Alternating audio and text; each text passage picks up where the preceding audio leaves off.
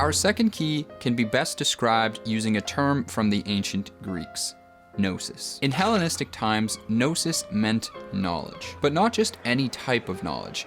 It was knowledge of an elevated degree. Today, we have seemingly limitless information at our fingertips, and yet we seem to be less informed about some of the most important aspects of our world. We can name Pete Davidson's last couple girlfriends, but we can't name the 4 most important materials that our world relies upon. Those being ammonia, plastics, steel, and cement, according to Vaclav Smil, the author of How the World Really Works. Vaclav has a towering intellect, and admittedly, most of his work reads like a textbook. But this particular book is much more accessible. It, as promised, provides a sobering account of how the world really works and shows just how foolish so many of our actions are today. In fact, in one of my recent videos, I told the story of an Italian farmer named Francesco who abandoned the use of chemical fertilizers in favor of growing purely organic. A few people in the comments were critical of that idea,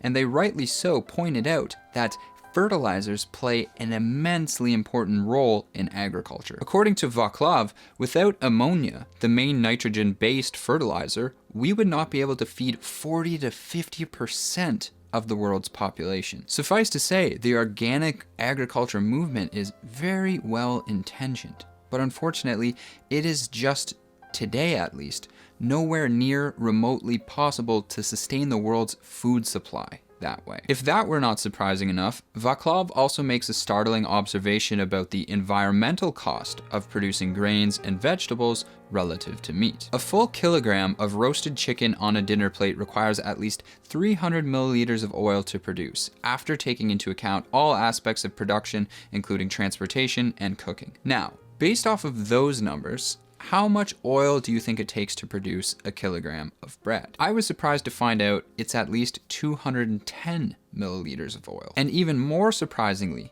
a tomato produced in Spain at the largest covered production site in the world and then purchased in Scandinavia would require 650 milliliters of oil per kilogram. So that's just considering the input of oil. But also when we take into account nutrition here, we can see that we are getting much, much more nutrition from a kilogram of chicken than we are from a kilogram of bread or a kilogram of tomatoes. So from a fossil fuel standpoint and a nutrition standpoint, chicken seems to actually be more green than a lot of grains and fruits and vegetables. And yet, it would appear that almost no one knows this information.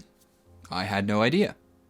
Why is that? Vaclav suggests that part of the reason we seem to have lost our gnosis is because we increasingly interact exclusively with black boxes. Take our phones, for example. We know perfectly well how to make a phone call, how to open an app, or just otherwise tap our finger to accomplish many different tasks. But what percentage of us actually have a real understanding of how this phone does what it does?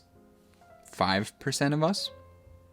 1% of us? Isn't that a bit concerning? So many of the things that we interact with on a daily basis and basically depend our lives upon, seems like almost no one knows how they actually work. How can we ever hope to have productive conversations about the future of our world if we don't even know the basic components of how our world works?